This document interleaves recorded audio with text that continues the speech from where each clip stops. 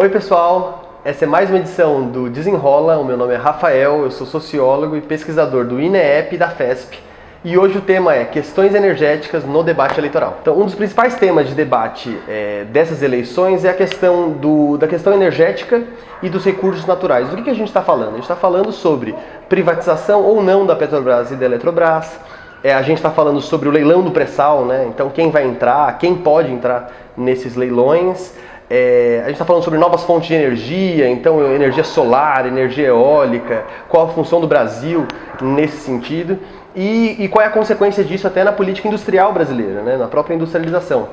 Então, hoje a gente vai tentar explicar um pouco sobre isso, né? Sobre como como esse debate tem sido levado pelos candidatos, tanto à direita quanto à esquerda, e qual é o histórico disso na realidade brasileira. A gente precisa entender por que a Petrobras, como a Petrobras nasce, né? Então, qual a importância da Petrobras enquanto uma empresa estatal. Então, a Petrobras ela nasce em 1953, no governo Vargas, né? Então, já no segundo Vargas, a partir de um diagnóstico, né? De um contexto internacional em que as indústrias do petróleo estavam super em alta. Então, a gente pode pensar nisso quando a gente observa, por exemplo, a família Rockefeller, né, nesse período nos Estados Unidos, a Shell, né, na Inglaterra e na Holanda. E a gente precisa lembrar de que tinha acabado de acontecer as duas grandes guerras mundiais, né, em que o petróleo foi fundamental para abastecer os combustíveis, dos tanques, dos aviões. Então, quem tinha petróleo naquela época estava concentrando um poder muito grande, né, nesses grandes impérios. Então, o presidente Vargas, entendendo esse cenário que o Brasil estava vivendo, ele sentia que o Brasil precisava se posicionar nesse novo mundo. Então, uma das formas de você se posicionar seria tendo uma petrolífera nacional. O Brasil não tinha empresários industriais a ponto de financiar esse projeto sozinho. E é a partir daí que então ele entende de que é necessário que o Estado possa providenciar esse processo de industrialização. Então, uma das coisas que ele vai criar, então, portanto, vai ser a Petróleo Brasil, que vai ficar mais famosa aí para todos os brasileiros como a Petrobras, né? É importante lembrar de que antes da Petrobras ser criada de fato, existe uma campanha longa que já estava acontecendo na população brasileira, que é a campanha do Petróleo é Nosso, né? Então, dessa necessidade do Brasil nacionalizar os seus recursos naturais, né? É curioso pensar de que nesse período ainda não se tinha muitas informações sobre petróleo no Brasil, mas a questão política já estava muito grande, né? Essa preocupação política de ter um petróleo nacional já era enorme, né? Por isso que vai fomentar a ideia de uma estatal petrolífera, né? Só que até esse período, e acho que a gente pode até pensar até os anos 80 mais ou menos, a Petrobras ela era basicamente uma empresa de refinaria de petróleo, né? Ela já tinha um sistema integrado, mas o forte dela não era a produção propriamente dita, né? Então a Petrobras ainda assim importava muito petróleo de outros países, né? E vinha para cá e refinava, distribuía e tudo mais, mas ainda faltava reservas de petróleo aqui no Brasil. E isso vai começar a mudar a partir de uns estudos que vão começar a partir dos anos 70, vão ganhar muita força nos anos 80, mas vão chegar na descoberta de reservas de petróleo em águas profundas, né? É a partir daí que vai se descobrir a Bacia de Campos, por exemplo, nos anos 90 no Brasil, que é uma reserva importante, significativa. Mas a coisa vai mudar completamente de cenário a partir de 2006, e guardem essa data porque ela vai ser muito importante para a gente entender, que é a descoberta do pré-sal, né? Que é essa camada rochosa debaixo do mar, muito abaixo do nível do mar, né? Se estima-se aí que tem 7.000, são 7.000 metros abaixo do nível da Terra, né? Então, só para a gente ter uma noção, é o nível mais ou menos do nível do solo até o último pico do Everest. Então, é muito, muito abaixo da Terra, né? É tão abaixo da Terra que muitas petrolíferas entraram no jogo, né? Então, a Chevron, a Shell, né?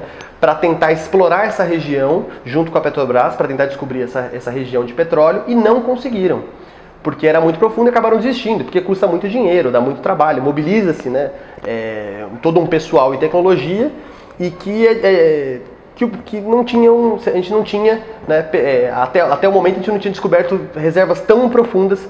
Só que o brasileiro é um povo que não desiste nunca, né? Então o Brasil já era conhecido nesse período por ter um recorde mundial de exploração em águas profundas, né? Ele tinha chegado a mais ou menos ali 2.000 metros de profundidade com a exploração offshore, Mas o desafio era muito grande, né? Porque se a gente estava vendo, se a gente está pensando em 7.000 metros abaixo do nível do solo, ninguém tinha chegado até lá, né?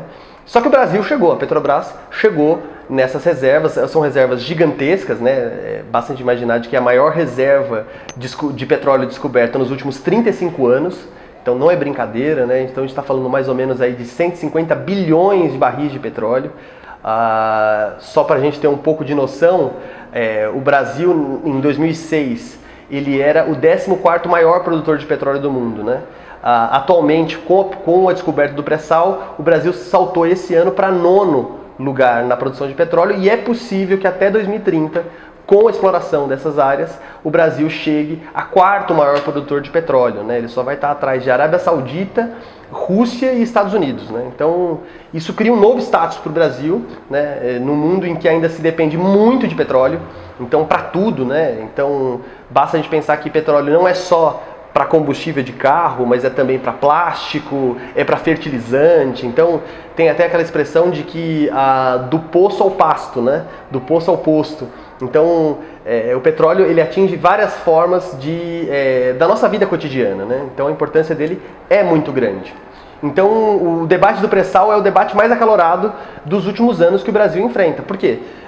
Você tem uma visão do governo nesse período de que a Petrobras, ela poderia a partir daí industrializar o Brasil, né? Porque afinal, quando você chega num lugar como esse, né? Então, ou seja, 7.000 metros abaixo do solo, você tem que desenvolver um tipo de tecnologia que cria várias soluções para outras soluções de indústria, então de maquinário. Então basta, por exemplo, se serve como comparativo, a gente pensar no caso da NASA, né, nos Estados Unidos, né? Então, ou seja, você mandar alguém para a Lua não significa só você descobrir o que tem lá do outro lado do mundo, né? Mas resolve soluções de tecnologia, como por exemplo a criação do micro-ondas, né?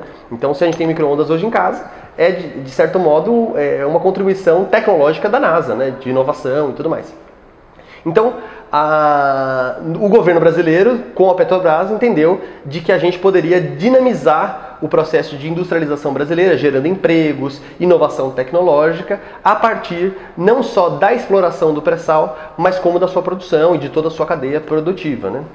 Acontece que, recentemente, a Petrobras, né, ela se encontrou aí numa questão de vários escândalos de corrupção, então, que em parte, né, estão relacionados aí até com as últimas prisões de políticos e diretores de estatais, e isso de fato colocou uma questão aí em relação a se é importante a Petrobras manter-se tão atrelada ao governo, né? Hoje talvez o principal debate seja a questão de por que manter a Petrobras como estatal. Então, basicamente, se a gente for pensar nesse cenário, existem hoje no cenário eleitoral com os candidatos que a gente tem, a gente pode dizer que são duas visões e que estão geralmente atreladas aos certos posicionamentos políticos, né, aos clássicos de direita e esquerda, do que fazer então com essas reservas de pré-sal e, por conseguinte, o que a gente pode fazer com a Petrobras, né? Se ela deve operar nesses espaços, qual o protagonismo dela nesses espaços, se é importante manter aquilo que a Petrobras chama de sistema integrado, né, que é exatamente esse sistema do poço ao posto, né? Então, ou seja, não basta apenas extrair petróleo, mas você faz o refino, você leva para a distribuição, a logística e a venda nos postos de gasolina. Então, o debate hoje gira em torno mais ou menos dessas questões, né? Então, se a Petrobras deve ter esse protagonismo e qual é a função do pré-sal na economia brasileira. Então, eles têm frisado muito a questão da abertura comercial brasileira para o estrangeiro. Então, o que eles querem dizer? Então, querem dizer de que é importante, já que a gente está falando de uma grande riqueza nacional como o pré-sal, de que essa riqueza ela pode ser compartilhada com empresas estrangeiras, sobretudo porque a Petrobras hoje está mal vista, né, devido aos casos de corrupção. Então a visão seria de que é importante a gente tirar essa empresa estatal de um espaço tão poderoso, né, de interesse estratégico não só do Brasil como do mundo. Então seria importante a Petrobras meio que sair um pouco do jogo, né, para deixar o campo para outros players, né?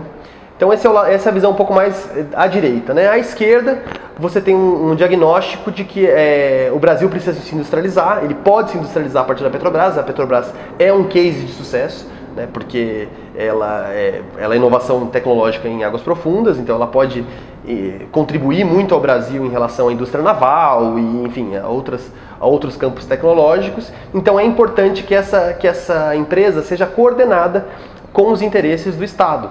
Então, não apenas para inovação tecnológica, mas até para redistribuição de riqueza, né? Porque se a gente for imaginar, tem estimativas aí de que até 2030 o pré-sal pode arrecadar, por exemplo, 1,5 trilhão de reais para o Brasil.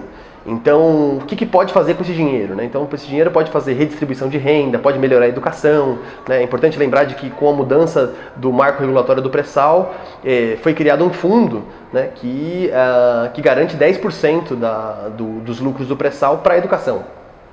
Então, é muito importante porque desse lado da esquerda, então, o protagonismo da Petrobras ele é fundamental para a manutenção tanto das nossas riquezas naturais, então um controle nacional dessas riquezas naturais, como também para dinamizar o desenvolvimento econômico e industrial brasileiro. Então, quando a gente fala sobre política energética, é muito mais do que a gente ligar ou desligar a luz de casa ou abastecer o nosso carro, né? A gente está falando de coisas profundas, né? A gente está falando sobre o desenvolvimento econômico e industrial do país.